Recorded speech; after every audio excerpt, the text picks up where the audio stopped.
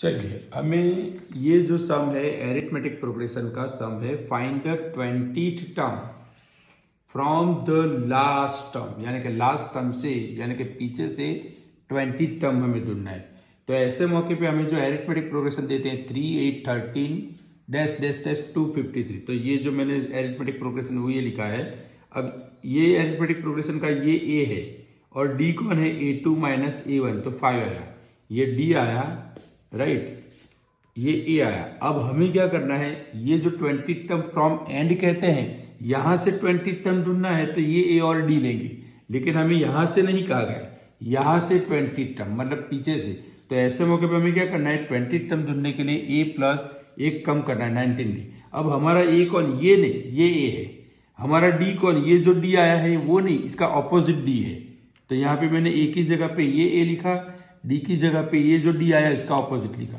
अब ये दोनों का मल्टीप्लाई कितना है, -95 प्लस इंटू माइनस माइनस 253 -95 यानी 158 जो आई वो 20th टर्म आई फ्रॉम एंड, मतलब फ्रॉम द लास्ट टर्म।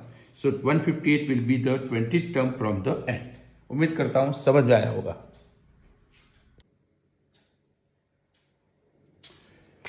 चलिए और एक सम, ऐसा ही सम है, find the 6th term from the end of the AP, यानी ये जो एपी 17 14 11 डैश डैश डैश -40 की हमें 6 टर्म ढूंढना है पीछे से। तो पहले हमने अरिथमेटिक प्रोग्रेशन लिख दिया 17 14 11 डैश डैश डैश -40। अब ये ए है और डी कौन, A2 माइनस A1 यानी -3 है। अब हमें जो 6 टर्म ढूंढना है वो यहां से नहीं ढूंढना है, यहां से नहीं ढूंढना है, यहां से ढूंढना है, पीछे से। तो पीछे से ढूंढेंगे तो ये ए हो जाएगा, हमारा जो ए लेना है वो ये ए है। तो मैंने ए इज इक्वल कितना लिया, -40, डी इज इक्वल टू 3, ये -3 आया तो यहाँ पे 3 लिखना है, 3 आया हो तो -3।